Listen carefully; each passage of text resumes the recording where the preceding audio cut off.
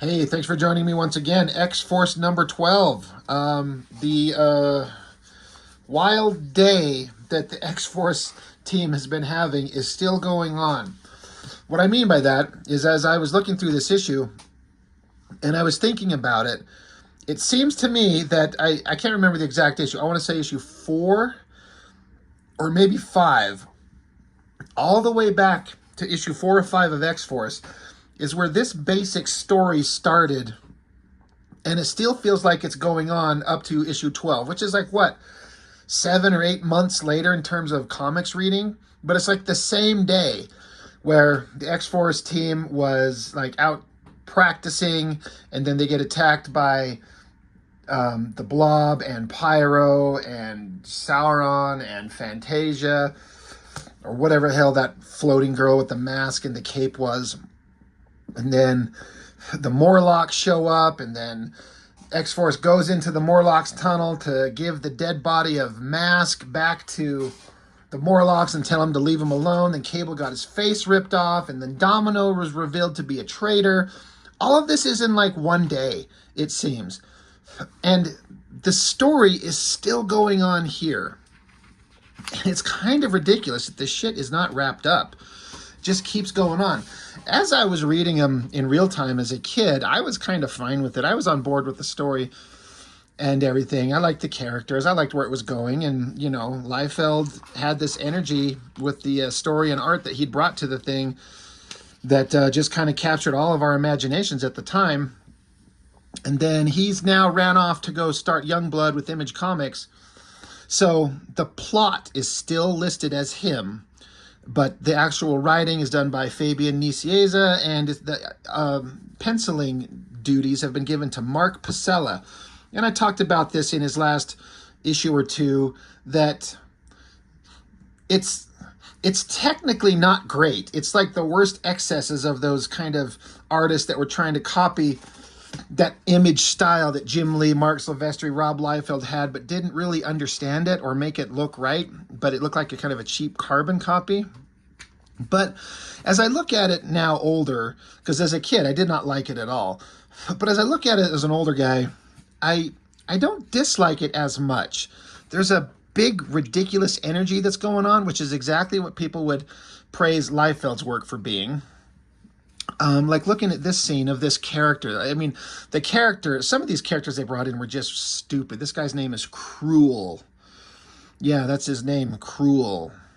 Look at this ridiculous outfit that he's wearing. But the basic, like, big superheroic, you know, comic booky body proportions, the upper body, the arms, it's kind of fine. It's just kind of fine, though. It doesn't really stand out. But there's a lot of energy and a lot of kind of wild things going on. They're building up to this externals kind of concept, which I can't remember if that was a Liefeld creation or not. But it turns out that Cannonball is some kind of immortal external character that he got stabbed, but he didn't. He got like ran through by Sauron. Giant pointy wing claw thing that Sauron had stabs Cannonball right through the guts, and it should have killed him. It did kill him, but because he's some kind of immortal mutant and external, he lives. And so now there's a whole like, well, what does that mean for them? And what is the X-Force team going to do now? Why do we care about this guy named Cruel? Just looking at the artwork again, I don't mind the face and kind of the way the upper body's bent over and the musculature in the arms. It's more of the kind of ridiculous inking techniques that are going on here. Now, this is Dan Panosian inking, I'm sure. We'll get to the credits here in a minute. And I like Dan Panosian, pretty good inker. So I credit this to being this Mark Pacella, who thinks that the rendering techniques on these needs to be this weird crosshatchy random lines everywhere that don't really mean anything. The basic comic book muscular anatomy is pretty solid, actually. I don't mind it. It's just this weird finishing technique that's going on that I guess they figured the kids must have loved it, because you see Jim Lee and Mark Silvestri doing stuff like this, and But I think a lot of these artists were trying to mimic that style without really understanding how to make it work. I don't know. It's just a wild kind of thing to understand, how one artist can do a same basic style and make it work, and other artists will try and do the same thing and not get it, and it doesn't work the same at all. And some of these costume designs that we'll see in this book, just these weird random ass things. So again, this bad guy Cruel, he's tearing some shit up in, I think it said it was in Madripoor.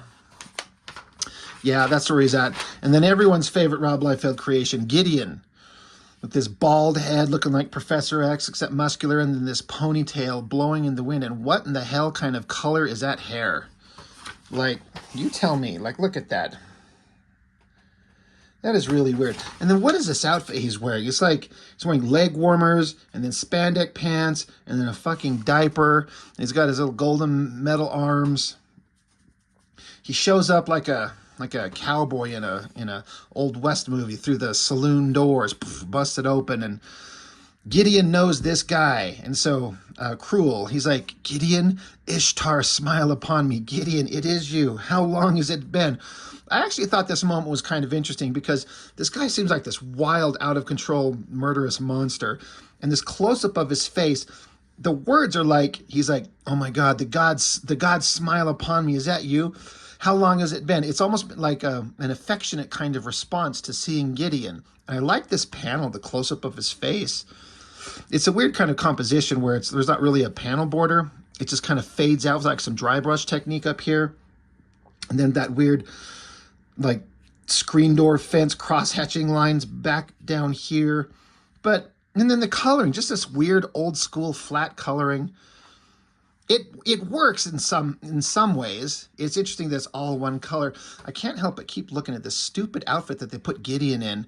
Like these weird pointy things, like this comes down on the sides of his ribs, but there's not one over here.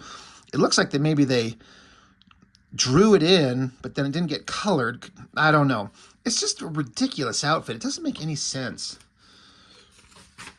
But, of course, now they attack each other. They got to duke it out. I'm trying to decide which way is up and down in this panel, but I guess the movement and the energy's there. I mean, you got to give it to Mark Pacella. Lots of movement, lots of energy, big robotic fist punching Gideon in the face. And that's a tricky angle because it's the top of his head. So this is like his forehead up here, his nose, this is an eye, I guess that's an ear. A hard angle to choose from to, have a giant fist punching his face. Some people may not be able to interpret what that is. Then we get to have a foot kicking him in the face. And he says, cruel rules. Yeah, okay. I can tell this character, Cruel, is going to last a long time. Again, this weird inking technique of these open kind of shapes. Like, none of these lines are defining anything. It's not shadowing, it's not cross-hatching to, help render a three-dimensional foot or a shape. It doesn't make sense. There's just all these random-ass lines all over the place that just don't need to be there. But then you get this heavily shadowed face, and that works pretty well. But they keep duking it out, and they're holding each other. It's the superhero equivalent of, like, homoerotic subtext sex. Grabbing him by the ears. I mean, this Cruel guy, he's got a ponytail, right? I mean, a guy with the ponytail is saying, don't fuck with me. But a guy with pigtails is saying, here, hold these while you fuck me. So I think we know where Cruel's at with this. And then he gets punched in the face with this big golden egg-shaped bicep on his arm. Keeps pummeling him down. Until now they're going to scream at each other and talk about the externals, the ascension. We got to do this. You need to come with me. We've got important things to do. We got to go kill Cable. This is all kind of okay stuff. Again, I keep coming back to that ridiculous crosshatchy shit going on. But I kind of like the basic structure of this eyes, nose, and mouth. It's kind of not bad, but then there's all this random cross-hatching and lines everywhere. To me, this looks like big-time Jim Lee influence. This nose and the lighting under the eyes with the cross-hatching and these lines coming down the face.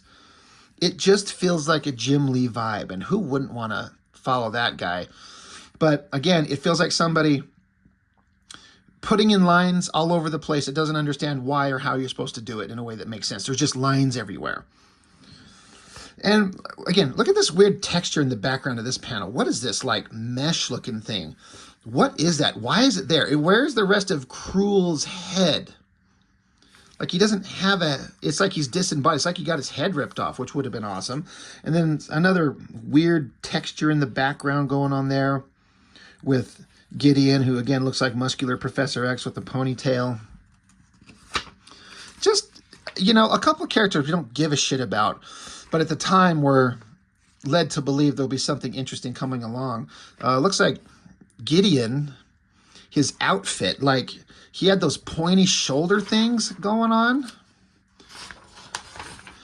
Man, Pacella's doing like a Liefeld. These pointy shoulder things, they're gone. How about the belt and the diaper? It's all gone. It's fine. Let's move on. We're catching up with X-Force. And after all the shit they've been going through in just the last 24 to 48 hours, but it's been 7 or 8 months for us, they're now cornering Domino and questioning why is she a traitor.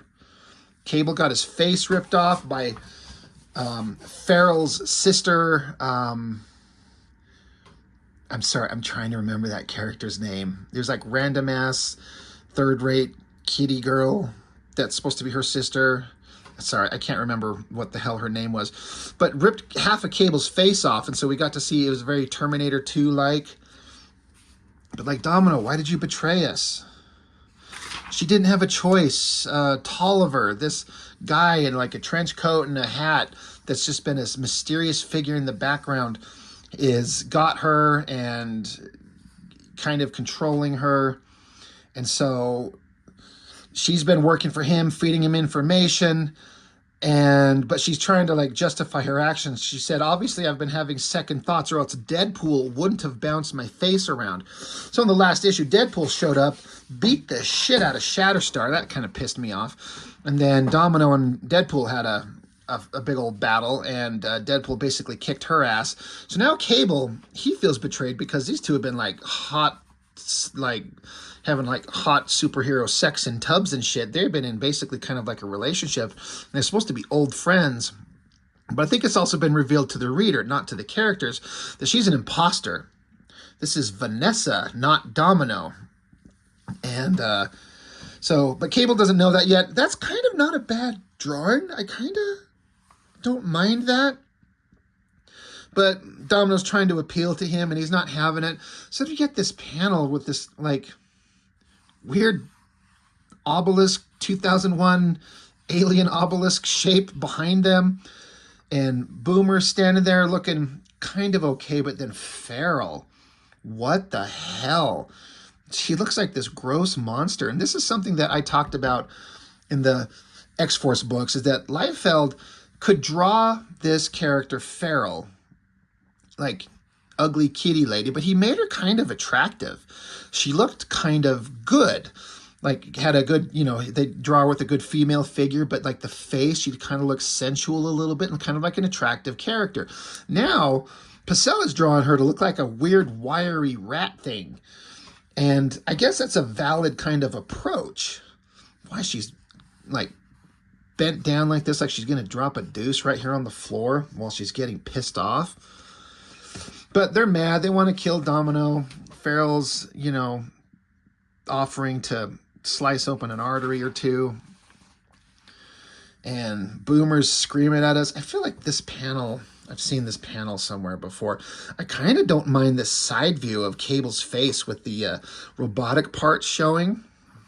That's not bad. That's actually a pretty solid drawing. I got to give it to everybody on that. And then Shatterstar sitting here pointing his sword. You could barely make out a hand holding the sword. But again, this is an outfit that we saw Shatterstar have on when he was training with Warpath back in issue, like, I can't remember if it was 4 or 5. And we're on issue 12. And so it's the same day. Maybe 2 days later, day and a half, I don't know. It's just so funny to me. This story's been dragging on so long. So he Shatterstar's offering to execute her, and Cable's like, no, we gotta play our hands safe for a minute, so we're not gonna do that for now, implying we might kill her later. And so she gets this worried look on her face. She should be worried. Now we're back to, oh, right, we got GW Bridge, and we got stupid former New Mutant Richter. And what started out as a vaguely interesting character, but turned out to kind of not be, in my opinion, is this Kane was like the new Weapon X, and what was it, X-Force number 2? He was fighting Deadpool. So we got him, and then Wendigo, but I don't know if this is like Wendigo, the regular character, or some other version. I don't know. Tiger Strike, spelled with a Y, Tyger, Strike, Tstryke. So they're a team of superheroes. And what's funny is that this is a total, like, who cares? But this vehicle they're flying around in here, it's a SHIELD Interdiction Personnel Assault Carrier, or IPAC, IPAC. And I remember this SHIELD IPAC and this squared off design with these long kind of cylindrical warp drive looking rocket engines. Like, the X-Force team gets a hold of it, and I think they're flying it around through the entire Executioner's Song crossover. So this becomes a ship and a design that a lot of artists had to draw, if I remember correctly. And I'm like, it started here? But once again, Mark Pacella, sometimes he does stuff that looks kind of good, and then sometimes he does stuff that's kind of weird. It's kind of like how Wendigo back here. He's just like a giant angry head and some shoulders, and then it just kind of fades and he's just nothing. And then Kane here, he's standing here gritting his teeth like he's constipated, and then it just kind of fades out into nothing. It's kind of okay, I guess. I kind of don't mind this big-on, full-on headshot of Grizzly. You know, former super strongman of Cable's old team, the Wild Pack, I think it was. It's just covered everywhere with a bunch of cross-hatching lines that don't need to be there. But the basic structure, the eyes, nose, mouth, again, I feel a little bit of a Jim Lee influence going on, but it's pretty impressive. And drawing a head on a page this big, an 11 by 17, it's really easy if you're not paying attention for things to start to drift, meaning eyes will get out of place, or the bigger it is, the harder it is to kind of keep everything balanced in proportion, and you can lose it really easy and not notice it until later. But kind of fine. So Grizzly, who I don't think we've seen anywhere except X-Force 8, I think it was, that Mignola drew, and then that Cable miniseries that John Romita Jr. drew. Again, former big muscle guy of Cable's old team. And everyone that was on his old team has got a grudge against Cable. So something went really bad, and they're all pissed at him. God, I'm just noticing on this panel. You got panel 1. Look at this weird panel border. It's like a puzzle piece. What is this circle thing here? Like, what is it? Is it a window outside of the ship? I guess, because there's no other backgrounds. Anyway, we were introduced to this team, I think, in the last page of the last issue, where Bridge put together this team of badasses to go take on Cable and X-Force. And they're going to bring on Grizzly. Like, okay, great. Boring-ass page of Richter talking to a terrible drawing of Kane, Weapon X, and GW Bridge again. Like, who decided the color scheme in this design? Like, this is just, what the hell is going on? But they're figuring out their plan to go take out X-Force. So now that Domino's been figured out, it looks like Cable forced her to contact Tolliver, the guy who's blackmailing her, and make plans, but she's doing it under Cable's instruction. Like, you do this, you tell him this, so we can flush him out and take him out and, get the edge against him. So now Domino's like working both sides, and it's not going to go over well. Back with the SHIELD IPAC, there's that ship flying around right in front of the moon, and I guess there's a huge amount of interior space on this ship as Richter's standing there like with spread-ass legs. And then Kane comes in again. They got to talk. We got to have all kinds of conversations about Cable and how much we hate him and how he's betrayed us all. And Honestly, the betrayal probably comes from Strife looking exactly like Cable, and that's what the confusion is, why everyone's pissed off at Cable, but it's actually Strife manipulating things in the background.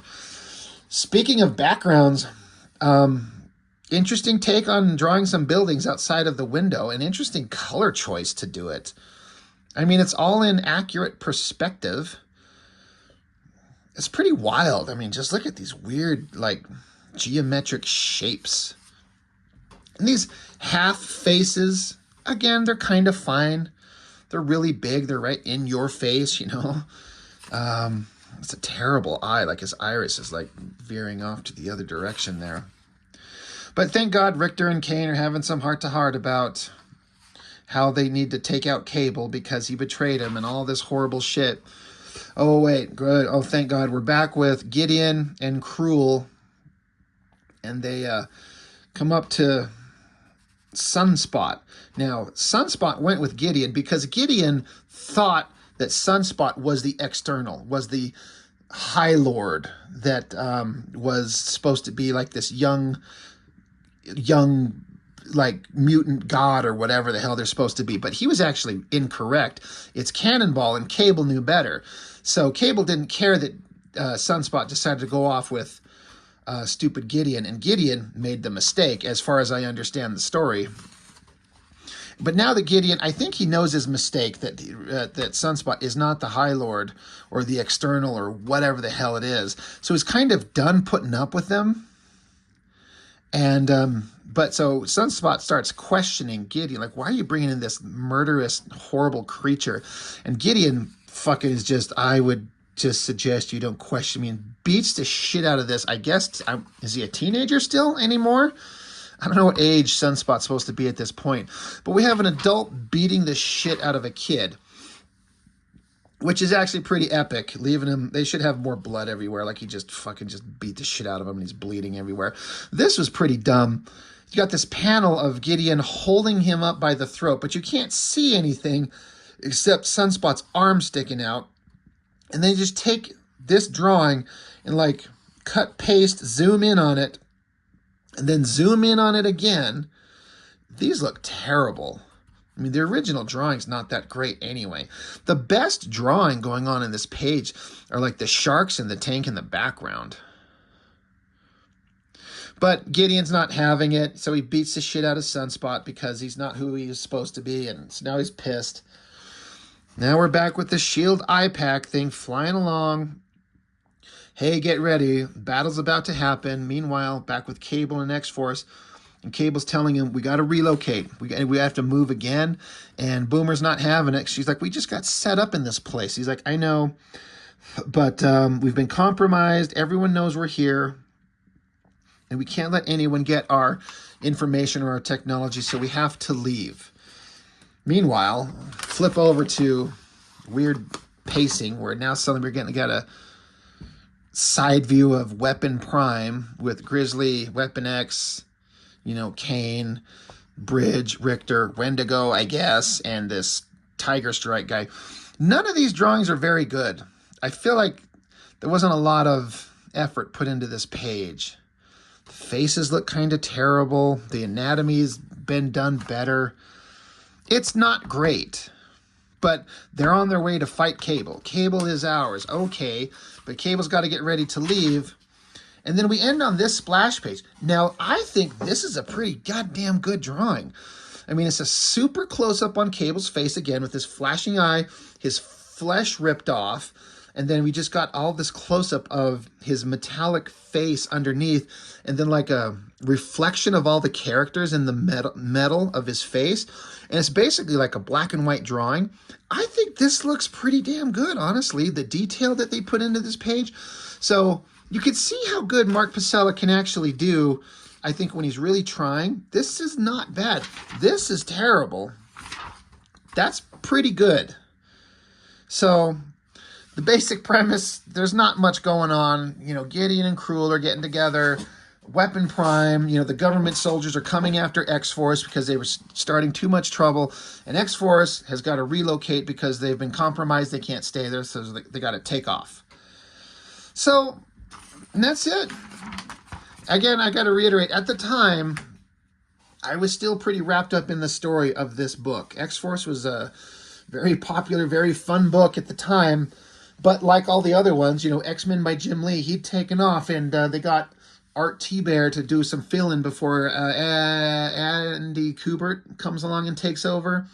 You got Mark Pacella on this, taking over after Liefeld. It's, I was still invested in the characters and the story that was going on enough to keep collecting. I collected it for quite a long time. But it was starting to lose some of its interest. It's not the same. I don't know. And is it because Liefeld's not on it anymore? I don't know. I can't really speak to that. It's kind of hard to say. It didn't help, or it didn't hurt, that Liefeld used to draw it, and he was a little bit more interesting than these guys. But there was some stuff going on. I wanted to see where it ended up.